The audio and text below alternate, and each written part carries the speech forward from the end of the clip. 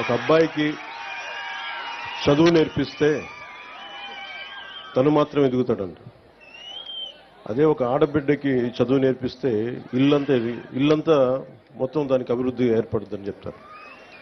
అలాగే ఇక్కడ మన సంయుక్త గారు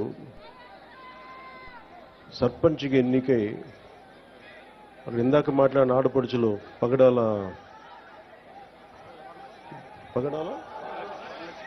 వరలక్ష్మి గారు మాట్లాడినారు. అక్కడ టీచర్ల గురించి ఉపాధ్యాయుని మాట్లాడినా.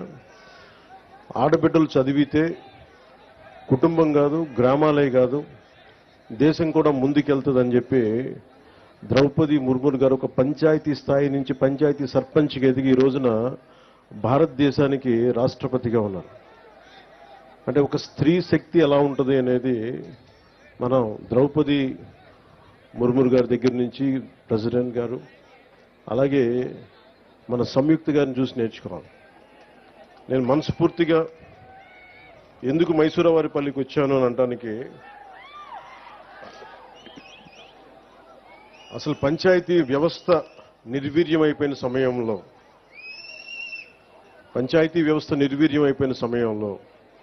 పంచాయతీ ఎన్నికలంటే భయపడే సమయంలో, గత ప్రభుత్వ సమయంలో రోడ్ల మీదకి రావడానికి కూడా చాలా అనుభవం నాయకులు కూడా భయపడే పరిస్థితిలో ఉండి మిలిటరీలో పనిచేస్తున్న ఒక భర్తని రోడ్లు సరిగ్గా వేయక తన భర్తను కోల్పోయి గ్రామానికి భర్త ఆశయాలను ముందుకు తీసుకెళ్లాలి అని చెప్పి కారుమంచి సంయుక్త గారు సర్పంచ్గా నిలబడి అత్యంత ప్రతికూల పరిస్థితుల్లో నిలబడి గెలిచిన తర్వాత నాకు నిజంగా గుండె కదిలించేసింది. నేను ఆ రోజున కారుమంచి సంయుక్త గారికి నిలబడ్డప్పుడు నేను ఒకటే కోరుకున్నాను ఆ రోజున అందరినీ, పంచాయతీలు చాలా కీలకం. 13,326 పంచాయతీలు మనకి. పంచాయతీలు చాలా కీలకం.